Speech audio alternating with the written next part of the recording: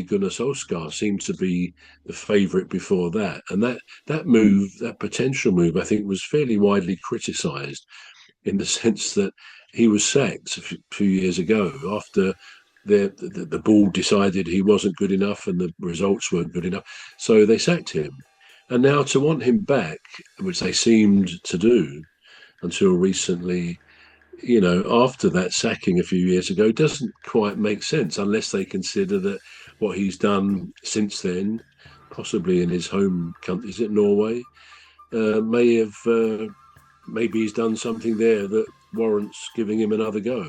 But I think mainly it's because he knows the players, or not so many of the players now, of course, because they've had quite a lot of new players in the team.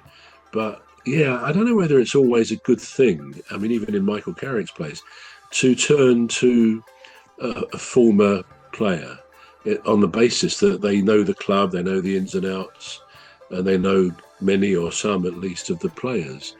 I don't know. Clubs are doing that. Maybe it's because with the high expectation on all managers in the top leagues around the world now, that maybe there's kind of a bit of a shortage of tried and tested people. I mean, I've been a bit surprised that Jose Mourinho hasn't been co-opted into another big job, which he was for years, wasn't he? He'd go somewhere, get sacked after usually achieving a cup or two, to be fair to him. But he gets sacked, walk away with a bin full of money, and then he get another job. And that seemed to be, and I don't know whether there were even rumours, I think, of him possibly going back to Manchester United again. But then when these things happen, you get rumours, names are mentioned from everywhere.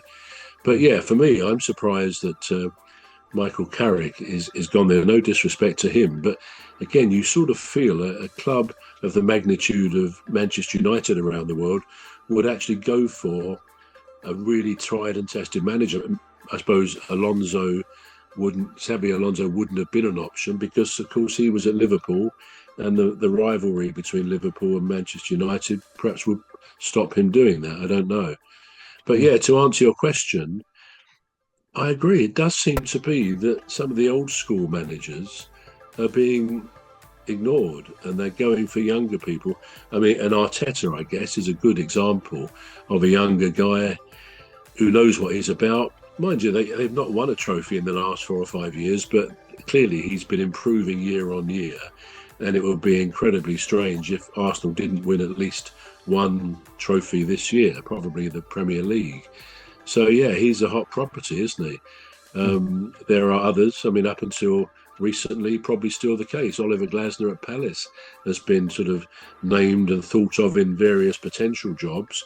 Whether his stock has gone down a bit after last week's result and Palace's recent run, I don't know. I hope not, because he clearly is a very good tactician.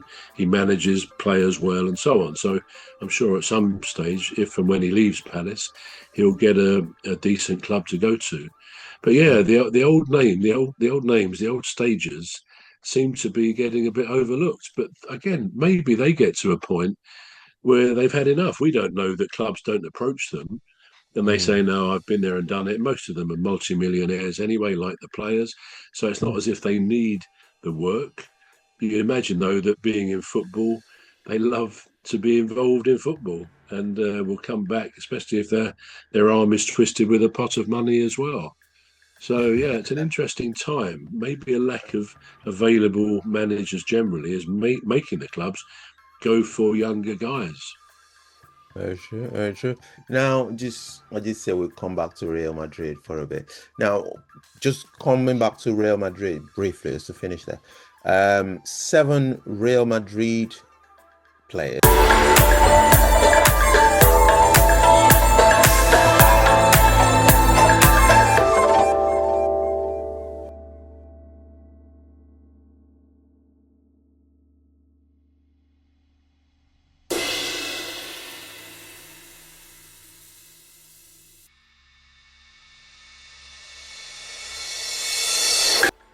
Players did not say goodbye to Xabi Alonso publicly after his departure. Now, the names, the ones that, well, we're going to leave out the rest. But anyway, Vinicius Jr., is on the top of the list.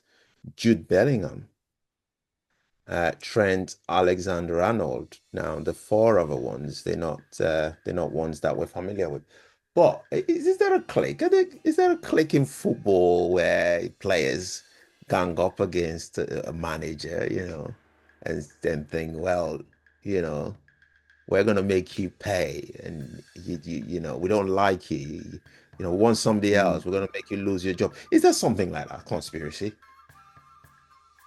Yeah, I mean, it's easier to say. Is it a conspiracy? I'm not sure it's a conspiracy theory, but I think any human activity that involves human beings All is right. kind of destined for that, isn't it? I mean, Yeah. when a manager, as they say, when he loses the dressing room, that is usually the beginning of the end.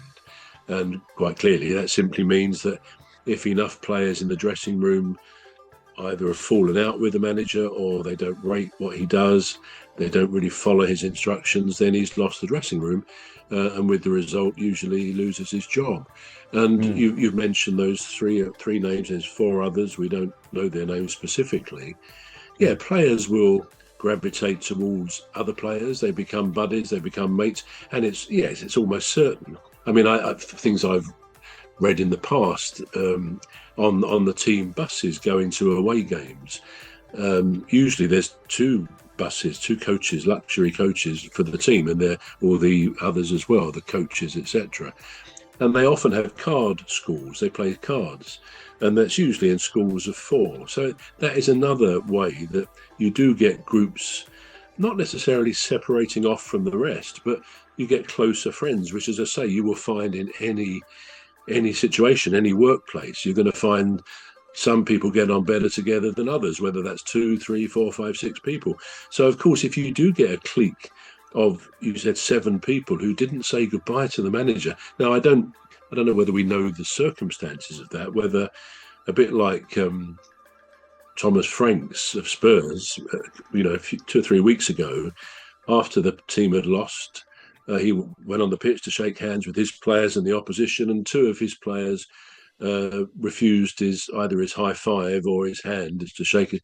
They refused, and pointedly refused. And I remember I said at the time, I don't think if I were the manager that I would tolerate that. I'd have to do something about it. Instead of which, I think he just said, "Oh no, I've had apologies," and good luck to him. He was happy to move on. But I don't think a manager can afford to lose the goodwill of the players. They can't, because once that happens, it's like any